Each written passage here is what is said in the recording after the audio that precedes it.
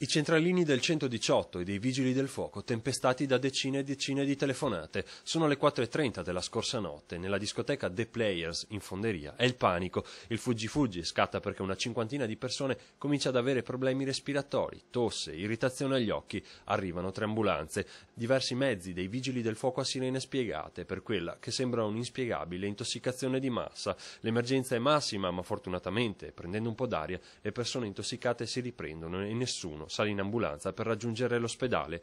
I vigili del fuoco non rilevano fughe di gas o di sostanze tossiche. A raccogliere però degli indizi importanti sono gli agenti della squadra volante della questura. Un dipendente della discoteca racconta di aver sentito 3 giovani vantarsi di un'assurda bravata. Il terzetto, dandosi di gomito e ridendo nel vedere le scene di panico, si sarebbe vantato di aver spruzzato dello spray urticante nelle condotte di areazione della discoteca. In questo modo la sostanza si è diffusa rapidissimamente in tutta la sala da ballo, provocando disturbi a tutti i presenti. I 3 buontemponi non sono ancora stati individuati, ma rischiano grosso. Il titolare potrebbe decidere di denunciarli per danneggiamenti, così come le persone rimaste coinvolte nello spiacevole episodio potrebbero chiamarli a rispondere di lesioni.